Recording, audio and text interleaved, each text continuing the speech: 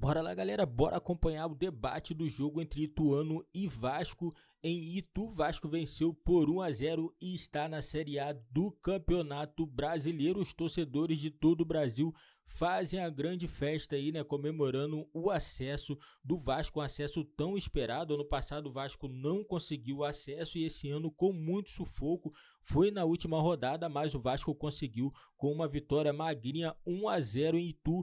Conseguiu voltar à Série A do Campeonato Brasileiro. O Vasco termina o campeonato com 62 pontos e pegou a última vaga, já que o Bahia venceu também. O Bahia ficou na terceira colocação com 62, Vasco quarto lugar com 62 pontos. O quinto colocado foi o time do Sampaio Corrêa com 58 pontos e o Ituano, que jogou contra o Vasco, ficou com 57 pontos. E bora acompanhar mais um programa Linha de Passe falando tudo sobre Ituano e Vasco. Lembrando, o link vai estar na descrição. Crédito total, a ESPN do Grupo Disney. E bora lá acompanhar tudo sobre o Vasco. Sacadas, né? O modelo de jogo de ambos se aplica bem. É a 777. É isso. 777. Mas é legal, né? Assim, Esse é um ambiente. Eu achei legal o torcedor que falou ano que vem campeão da Copa do Brasil, que de alguma maneira já demonstra uma certa... Pé no chão. Pé no chão, é isso. É brasileiro, pontos corridos, claro. Vai ser mais difícil, mas a Copa do Brasil, por que não? Dependendo das contratações, né? Jorginho, a torcedora falou que não, né? Torcedor, não, Jorginho não dá, né? Como técnico, né? A torcedora falou. E os rapazes ali, enfim, empolgados. Eu até compreendo isso. E até disse na abertura aqui do programa, acostumado a conviver com o torcedor também na rua, dentro do estádio, muitos dizem o seguinte: Série B não é para ser campeão. Time grande como Vasco, Grêmio, Cruzeiro, o Bahia, que subiu também, não é para ser campeão, é para subir.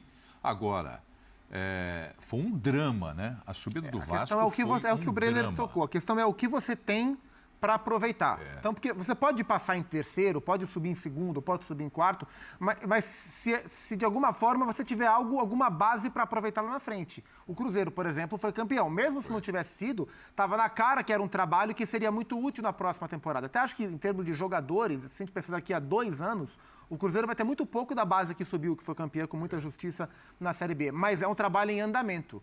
O Vasco, ele sobe, agora ele aperta contra o Altidel, reseta a máquina e começa uma outra máquina do zero. Acho que essa é a diferença. Acho que para esse campeonato especificamente, vale muito mais isso que o Prieto falou do que para outras séries B. Não, o Vasco agora tem que esquecer. Esquece o que passou, agora o Vasco tem que começar do zero. Porque se ficar com esse pensamentozinho de timezinho pequeno, com um elencozinho fraco, jogadores fracos, não vai a lugar nenhum. Vai continuar do jeito que está. O Vasco tem que pensar para frente, se reconstruir. Assim lá atrás, quando o Palmeiras caiu e se recuperou, o Vasco deveria pegar como exemplo e fazer a mesma coisa, tentar fazer recuperação. Já que agora tem a SAF, eu espero que a SAF não seja só para sugar o Vasco, né? Só para poder ganhar dinheiro, não trazer nada pro Vasco, que tem que trazer, tem que ter títulos.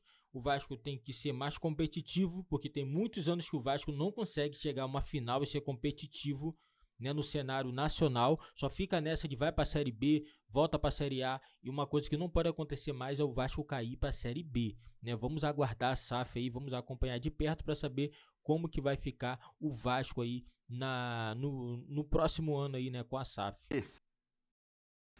Quando você tinha 1 ou 2 gigantes, assim, a gente viu subirem 4 gigantes. Isso. É bom lembrar que o Sport permanece na Série B, então era a Série B mais pesada da história, com esses 5 times juntos, né? Era uma coisa realmente pesadíssima, e a Série A do ano que vem vai ser um negócio espetacular, porque nós estamos falando de 4 gigantes subindo e nenhum gigante caindo, né? O que também vinha sendo muito raro nas últimas temporadas do futebol brasileiro. Então, a gente vai ter uma Série A com e outro ponto. Vamos entrar em campo? Vamos entrar em campo? Só um detalhe. Outro ponto importante do Vasco ter vencido hoje é que torna o julgamento da próxima quarta-feira praticamente inútil, né? Porque o Vasco até... acho que irrelevante. O Vasco pode perder o ponto do empate no mais grave dos julgamentos? Improvável. É improvável. E mesmo que essa loucura aconteça, isso não alteraria a ordem de classificação. Então, tira o tribunal, tira o tribunal da disputa esportiva da coisa. Nem toca nesse assunto. Nem toca nesse assunto. Vamos fazer o seguinte, vamos entrar em campo, Eugênio? Vamos acompanhar o lance do pênalti Eu quero saber o que vocês acham da disputa de bola, não a mão na bola, a bola na mão, enfim, mas a disputa ali do Raniel com o Jefferson. Aí você já matou, Preto. A disputa de bola. Para mim, a bola está em disputa quando o Jefferson Paulino sai do gol para tentar dividir com o Raniel. O Raniel toca primeiro na bola e não é aquela bola que está mais para o goleiro. Está ali dividida. Então, pelo fato do Raniel chegar primeiro na bola, o Paulino ali tentando abafar, eu vejo que jogada normal e acertada a marcação do pênalti com a expulsão do Lucas Dias, o zagueiro do Ituano. Criou-se um grande tumulto ali, não seria diferente, né? Num jogo decisivo e tão importante, o pedido do pênalti, os jogadores do Vasco imediatamente, além do pênalti, já pedindo a expulsão do zagueiro. E aí aquele momento que vai para o VAR também, para discussão, mas nem deu tempo, né? O Wilton estava muito convicto da marcação do pênalti. Aliás, já que você falou do Wilton, a gente bate muito em arbitragem, toda semana, todo dia praticamente.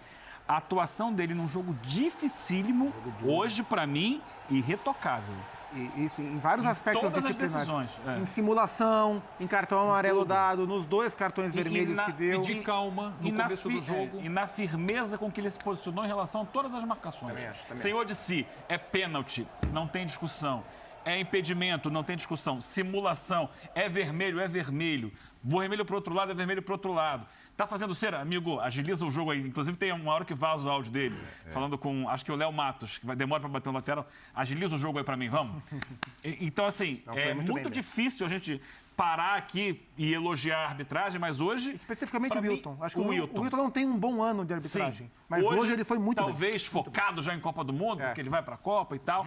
Hoje ele não deu brecha para jogador reclamar, para confusão, porque esse tipo de jogo era muito fácil para você acender um fósforo ali e explodir, porque ele tava, o barril de pólvora estava armado. E ele foi importante nisso. Tem gente que vai pedir VAR para essa jogada e para mim não é lance de VAR também, porque se há uma decisão a ser tomada ou revista, é de um lance interpretativo que deve valer a decisão do campo. E o Wilton, para mim, foi bem ao interpretar, ao perceber que o Raniel toca primeiro a bola, depois há essa trombada com o goleiro, Jefferson Paulino. Então, pelo fato de a bola ainda estar em disputa e não sob o controle do goleiro, eu vejo jogada normal. E ele bem posicionado. É bom que se diga, acho que até em cima disso que o Breler está falando, tá rolando uma imagem aí nas redes sociais, já como costuma acontecer sempre depois de qualquer lance polêmico, em que a jogada ela tá mais aproximada, a câmera está mais aproximada e está muito lenta, né? A velocidade do lance não está a velocidade de tempo real. E ali... muita gente fica com a impressão de que, bom, ele toca na bola e depois passa um tempo para que esse choque, que é um choque duro, de fato, aconteça. Mas se você vê o lance na velocidade normal, de fato, existe um choque que poderia até ser interpretado como falta, poderia sim ser interpretado como falta, mas, primeiro, ele é muito na sequência do toque na bola. Quer dizer, logo depois do jogador do Vasco encostar na bola, ele encosta do goleiro. Então, por mais que esse choque seja um choque duro, me parece que ele é consequência realmente da disputa da bola. E eu tô com o Breler também em relação a essa coisa da utilização do VAR, né? O VAR não tá aí para reapitar o jogo, para você ficar olhando, desolhando, tentando chegar a uma conclusão. Né? Deixa eu ver de novo. Não é isso. Assim, se a equipe do VAR... entendeu que houve um erro ali indiscutível, aí você chama o árbitro para que ele corrobore aquela decisão, para que ele dê o aval para a decisão, né, da cabine ali e mude o que foi a tomada de decisão no campo. Mas nesse caso, estou de acordo com o Breler, acho que não faria sentido. Só aproveitar que a gente está mostrando a imagem, como se constrói a vitória do Vasco, né? Uma falta no campo de defesa, joga lá na área e vê o que acontece. Aí o zagueiro não consegue cortar, acho que foi o lateral esquerdo ali, o Roberto, né? Ele toca de cabeça, a bola fica pererecando e olha só, Figueiredo se antecipa e gera a situação, assim. Construção de jogo nenhuma. Joga lá e vê o que arruma. Foi o que aconteceu. E deu certo. E nos dois, vamos notar que as reclamações imediatas ao lance e as mais fortes, eu não gosto muito de me pautar pelas reclamações, porque senão a gente, de alguma maneira, acaba estimulando as reclamações, né, como se elas fossem uma demonstração de que houve ou não erro. Mas, de qualquer maneira, é interessante notar que a principal cobrança imediata ao que acontece é a cobrança do cartão vermelho por parte dos jogadores do Vasco. Porque você pode ver, a hora que ele toma a decisão, todos os jogadores do Vasco correm para cima do árbitro, não só para pedir o pênalti, como para pedir a expulsão. E os jogadores do Ituano, acho que eles entendem ali que, de fato, aceitam aquele encontrão como parte do jogo. Vamos para o lance do Andrei. Vamos lá, colocando aí o Andrei. O Eugênio Leal já fez elogios aqui ao Hilton, o Breiler também. Mas está aqui, esse é o outro lance. Ele já tinha cartão amarelo, então mesmo que o árbitro, mesmo se o Hilton entendesse que ele merecesse um amarelo, não vermelho, ele seria expulso. Mas era lance para cartão vermelho direto, nem acho que a intenção dele era acertar como ele acertou o jogador do Ituano, mas ele não só acerta, como ele ainda fica um segundo, 2 segundos com o pé em cima, na canela do atleta do Ituano, que eu não acho que é o Ailon, número 9, é isso. E o Ailon ainda vira o pé depois, poderia ter uma lesão grave. Então, assim, não foi na intenção, como foi aparentemente a intenção do Lucas a colocar a mão na bola, mas foi uma expulsão muito correta. E excesso de vontade do Andrei. É um jogador identificado, revelado pelo Vasco. É o grande destaque da temporada, um dos poucos que se salvaram nesse ano difícil do Vasco. Esse é para ficar? É para ficar, é para cuidar com muito carinho, um jogador que pode render ainda financeiramente para o Vasco. Precisa ter o foco no retorno esportivo nesse primeiro momento, então pensando em 2023, se o Vasco tem um titular hoje, ele se chama Andrei Santos e a expulsão não apaga a grande temporada que ele fez. O parceiro dele no meio-campo, Yuri Lara, é muito elogiado pela vontade, um jogador... Para mim, foi o jogador mais regular do Vasco nessa Série B, o Yuri, pela dedicação que tem, não perde uma dividida. Mas pensando em 2023, que o Vasco vai precisar de uma nova ideia de jogo, possivelmente uma nova comissão técnica. Se o Vasco tiver como proposta atacar, tiver um jogo mais elaborado, o Yuri Lara é para composição de elenco, não para ser titular.